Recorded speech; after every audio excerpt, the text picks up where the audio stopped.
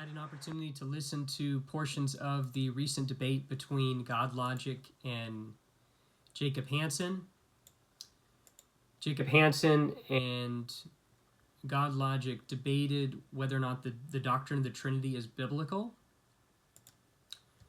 Avery, aka GodLogic, in the affirmative that it is biblical, and Jacob Hansen in the denial that it is unbiblical.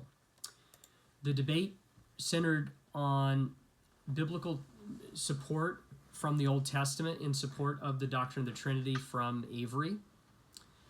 And Jacob used some common arguments to argue against the doctrine of the Trinity that are philosophical in nature, not biblical. And so Jacob attempted to argue that the doctrine of the Trinity is logically incoherent and the doctrine of the Incarnation is logically incoherent.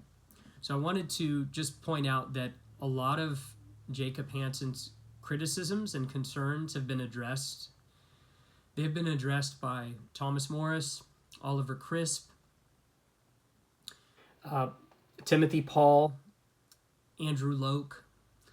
So a lot of his criticisms, which may be something that came from his reading of Blake Ostler, a lot of those criticisms have been adequately addressed.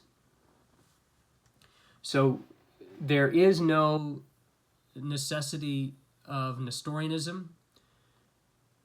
Chalcedon Christology has been defended, and I think Tom Morris and Timothy Paul have done adequate, not only with reduplicative predication, but articulating the philosophical metaphysics undergirding the Incarnation to show that it is logically coherent.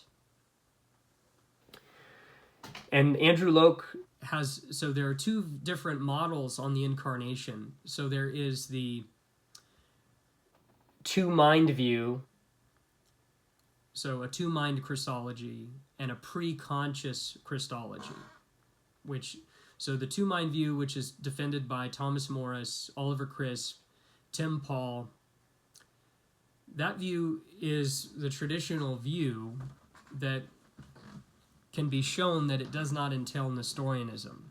There's a great paper by Oliver Crisp. I don't have it with me, but it is in a book on the metaphysics of the Incarnation.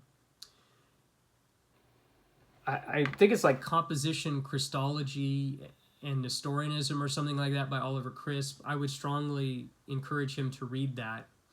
It shows that metaphysically a two-mind Christology does not entail Nestorianism, right? But if you have reservations for that view and you have a lot of worries, like my friend R.T. Mullins, that you think that it entails two sons, then there is an alternative, which is going to be Andrew Loke's view, which is called a pre-conscious Christology. So on his view, Christ has one consciousness that is divided between a pre-consciousness and consciousness. And you can read Andrew Loke's book called The Cryptic Model of the Incarnation, but he has a paper online, and you could go to his academia.edu for some of the material that he's published on it. But there are those two views. They're logically coherent. So Jacob Hansen is mistaken to say that the Incarnation is incoherent. Now, on the issue of the doctrine of the Trinity, the doctrine of the Trinity is logically coherent as well. There are a lot of different views. So there is the monarchical Trinitarianism of Joshua Sijuwade and Bo Branson, but in addition to that one, which I think Jacob prefers, is going to be a social Latin model, which is advocated by Scott Williams.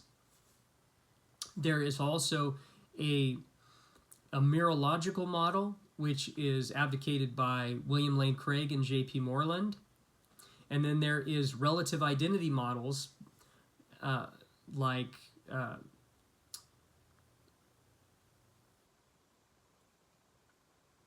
Peter Van Inwagen, and then there is a constitutional model advocated by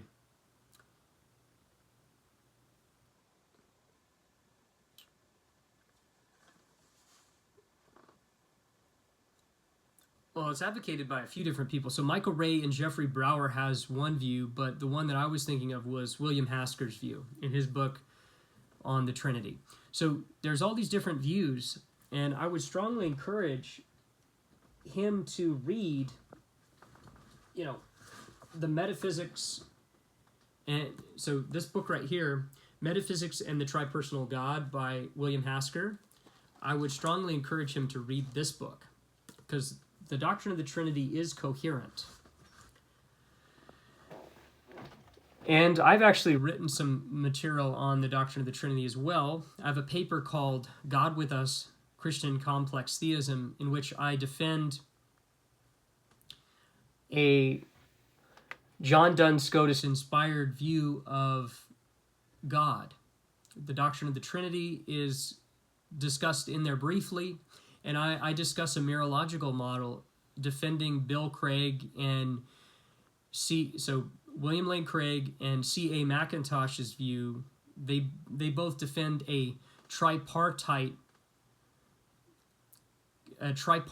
Trinitarian model.